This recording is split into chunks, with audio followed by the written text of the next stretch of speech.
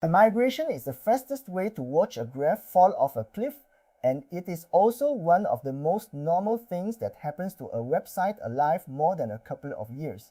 You change domains, switch from HTTP to HTTPS, rebuild the folder structure, merge two smaller sites into one bigger one, and traffic dips every time. The question I care about is not whether a dip happens, it is how deep it goes and how fast it closes. And most of the panic I see online comes from people who never asked that second question. I rank a portfolio of sites, not one hero project I talk about on stage. I have moved sites between domains, folded smaller ones into bigger ones, and rebuilt URL structures that were a mess from years of neglect.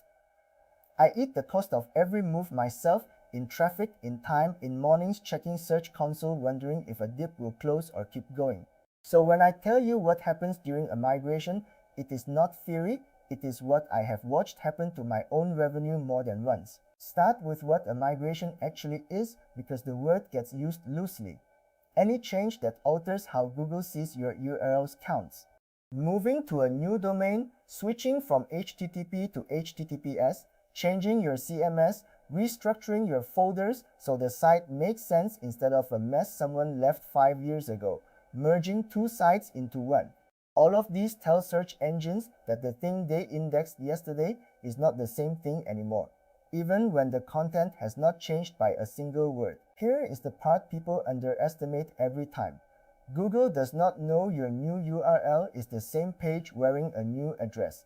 It has no shortcut for that. It has to figure it out, and figuring it out means crawling the new URL, comparing it against what it remembers from the old one, and re-evaluating every signal attached to that old address. Rankings do not transfer instantly because nothing about this process is instant.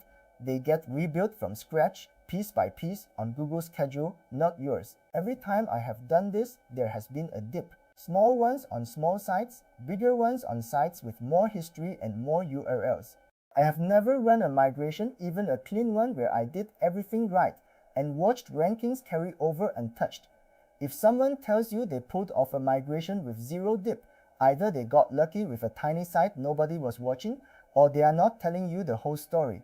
There are three separate things Google has to redo before rankings settle, and knowing them is the difference between panicking on day 3 and knowing which week to actually start worrying.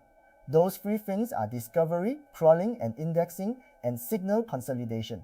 They do not happen at the same time or the same speed, which is part of why the process feels unpredictable if you have never watched it up close before. Discovery is exactly what it sounds like. Google has to find the new URLs through your XML sitemap, through internal links pointing at the new addresses, or through a redirect sitting on the old URL. If none of those exist, if the new URLs are not linked anywhere, and there is no redirect catching the old traffic, discovery can stall out indefinitely. Google cannot rank a page it has not found, and it is not going to go looking on faith.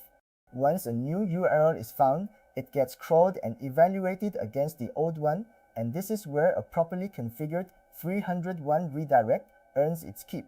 A 301 tells Google, as clearly as the protocol allows, that the new URL is successor to the old one. Skip the redirect and Google treats the new URL as a brand new page with no history at all, which means every signal that old page built up starts from zero instead of carrying over. Stargin is bimabos epistaminkan biapens tidamams. I do not have exact visibility into how internal link equity, historical engagement, or a site's overall trust profile get reattributed to a new URL, and neither does anyone selling a migration service with a guaranteed timeline attached. Nobody outside Google can tell you precisely how those signals get recombined. What you can observe from the outside is the outcome. Rankings wobble for a while, then they do not. This is the part that causes the most panic, and it is also completely normal. Even a technically flawless migration redirects mapped one-to-one. Sitemap updated, internal links fixed before launch will usually produce a stretch of ranking volatility. Some pages move up, some move down, and the net effect at whole site traffic level often looks like a dip before things settle. That dip is not proof something went wrong. It is proof Google is checking its own work. Third of this is just mechanical. Google recrawls your site at whatever rate your crawl budget allows, and a site with several thousand URLs does not get fully recrawled overnight, full stop. I have watched sites with 10 or 15,000 indexed pages take weeks just for the bulk of the recrawl to finish before the signal work even starts. If you are running a small site with a few hundred pages, you will see this move a lot faster than someone running a property with years of content sitting on it. Ad of pedista. A redirect is a strong hint and it matters, but it is not a guarantee of identical treatment on the other side. Treat it as a loud signal you are sending, not as a switch that instantly moves your rankings from one address to another the moment it goes live. I do not promise myself, and I definitely do not promise anyone else, a specific recovery window when I run a migration. I have watched small sites settle inside a couple of weeks, and larger, older sites take a lot longer to stabilize, sometimes past a month. The variance comes down to site size, how often Google was already crawling it before you touched anything, how clean your redirect map is, and how much else changed at the same time. Anyone telling you migrations recover in a fixed number of weeks is guessing. The single biggest mistake I see, including mistakes I have made myself, is treating redirects as an afterthought instead of the actual core of the migration. Redirects are not a box you check on launch day. They are the mechanism doing almost all the heavy lifting. And if you get sloppy with them, you are not making a small mistake, you are undermining the point of the migration before it even starts. Not every old URL to its closest matching new URL, not to your homepage.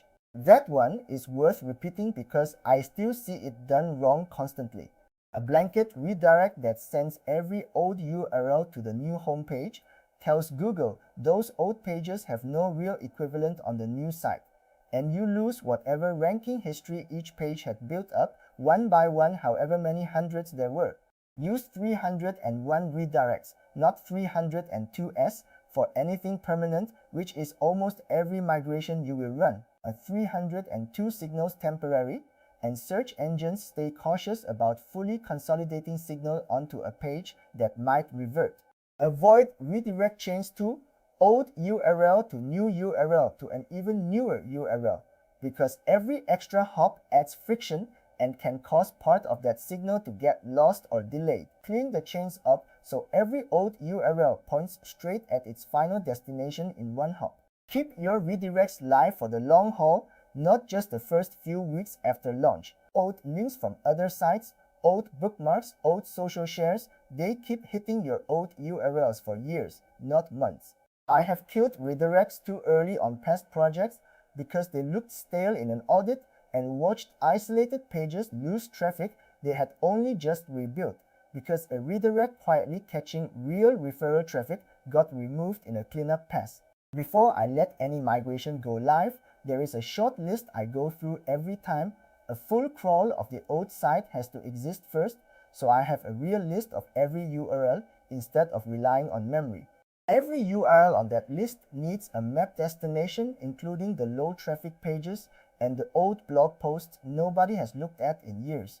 The new site's internal linking has to point straight at the new URLs, not through the redirect, because links still pointing at redirected URLs waste crawl budget and slow signal consolidation for nothing.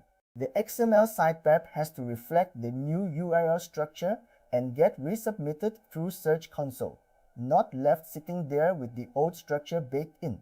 For a domain change specifically, I use the change of address tool inside Search Console, which exists for exactly this reason, to tell Google plainly that this is a full domain move, rather than leaving it to infer that from the redirects alone.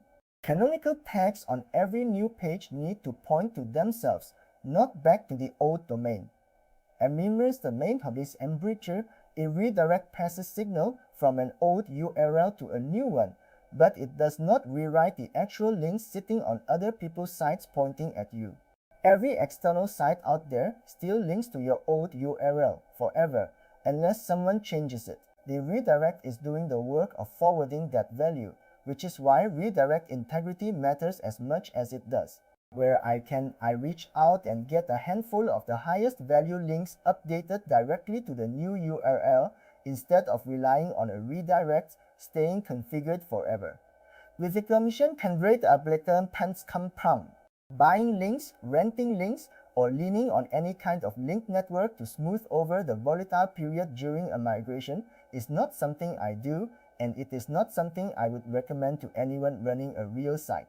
It does not address what is actually happening, which is Google re-evaluating signal it already has on file, and it introduces real risk that has nothing to do with the migration itself. It is a shortcut solving a problem you do not actually have. I will not give you a specific number for how long the volatility lasts because I do not have one I would stand behind. What determines the range is how large the site is, how often it was already being crawled, how clean the redirect map is, and whether anything else changed at the same time like the content or hosting itself. Stacking a new domain, a new CMS, and a full content rewrite into one move makes it almost impossible to diagnose anything that goes wrong afterward. When I have the choice, I separate these changes and give each room to settle first. The failures I have actually seen come down to a short, boring list. Redirects never implemented or implemented as one blanket redirect straight to the homepage. Internal links left pointing at dead old URLs for months after launch. A change of address never submitted in Search Console. Content rewritten or deleted at the same time as the URL change, so there is nothing left for Google to match the new URL against. None of these are algorithm mysteries, they are execution failures, and that is the actual reason migrations get such a bad reputation. If you are planning a migration on a site that actually matters to you, do not go looking for a guaranteed timeline, because you will not find an honest one. What is actually useful is a step-by-step playbook built from real migrations on real sites, with the actual before and after numbers attached instead of agency case study theater dressed up as proof. The full playbooks and the tool tests are all at thisodesk.com, so go check them out and subscribe if you want the next one when it is up.